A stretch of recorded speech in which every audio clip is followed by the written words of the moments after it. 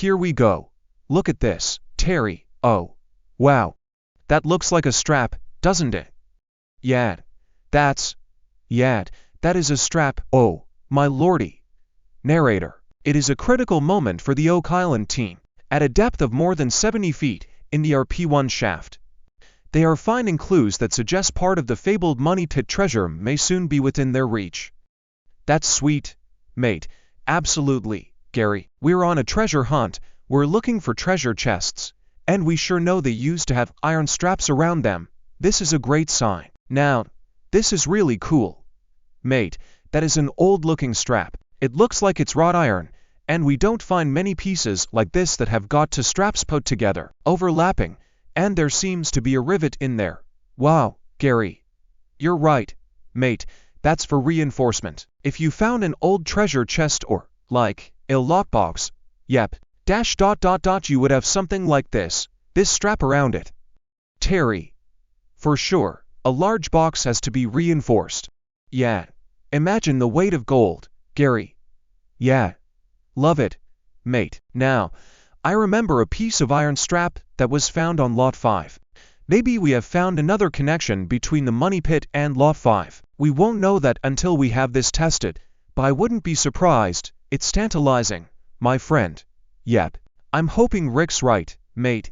This Rick pick 1 turns out to be the treasure. Here. All right, mate. I'll put it in the bag. Okay. Later that afternoon.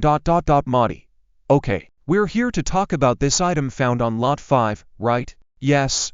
Narrator.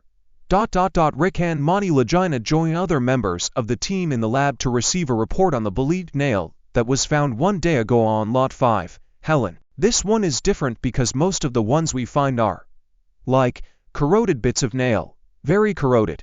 This one popped out of the ground looking almost perfect, Marty.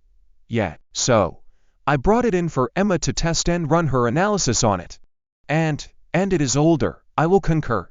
Narrator. Earlier today, archaeometallurgist Emma Culligan scanned the artifact using the Skyscan 1273 CT scanner, a device which emits X-ray radiation to produce a 3-dimensional image of its finer details. In addition, she also examined it with the X-ray fluorescence spectrometer, or XRF, which uses gamma rays to determine an object's elemental composition. It's not entirely a nail. I'd call it more of like a pin. They're iron pins. Helen. Yeah, Jack. Okay. Emma. That the cross-section is square, so it is hand-wrought, not machine-made. Marty. Compositionally, it's very clean. There's minimal impurities. Marty. Yeah. Everything suggests an earlier date, Monty. But in general, the purer the iron, the more it lasts. Yeah. Generally speaking. Helen. Yeah. Emma, I think the big indicator was the aluminum-silicon ratio. I've seen that characteristic in colonial American metals. So, yeah. Late 1600s to mid-1700s, JCK. All right, that date range fits with William Phipps, and the date range that would fit with him possibly being on Oak Island. Yeah. Narrator. In 1687, Sir William Phipps made 2 historic salvages of the Concepcion, a Spanish galleon that sank off the coast of the Dominican Republic in 1641 while carrying 100 tons of silver, gold, and jewels. After delivering 34 tons of recovered valuables to the English crown from his first mission. Curiously, Phipps claimed that he only found 5 tons more on his second trip. This has led many to speculate that he and a Masonic associate named Captain Andrew Belcher may have hidden the missing riches on Oak Island, based on their secret knowledge of an ancient vault that had been buried in the money pit more than 3 centuries earlier by members of the Knights Templar. Marty. Emma, I would suggest, when you get time with everything else you're doing, to compare the metallurgy there to the Phipps collection. Let us know if that matches. Absolutely. Okay.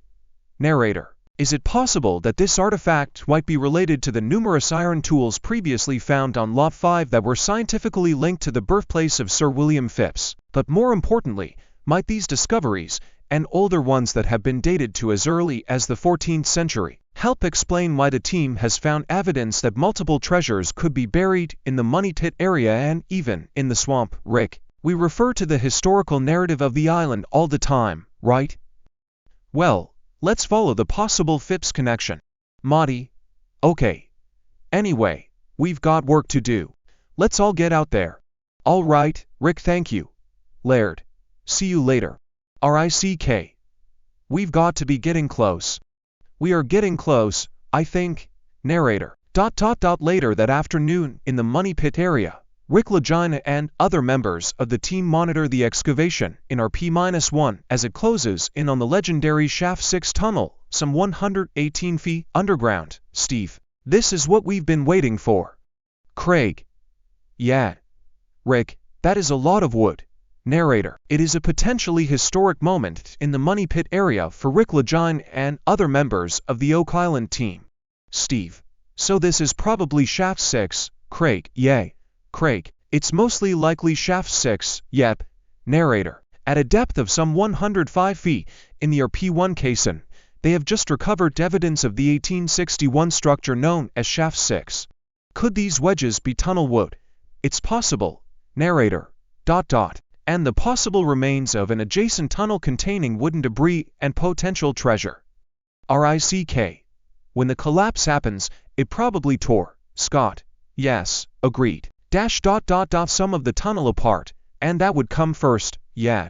RICK. The wood I'm seeing is fractured in itself to distinctly different types, and so, I feel it represents a collapse feature, and that is exactly what we're looking for. Now, every time the hammer grab drops the material, your excitement goes up, and the hope continues to persist that you will find the treasure. Scott. There you go. Look at that, adds Cutwood. This is early on. This could represent the first cribbing in the Money Pit. That's cool.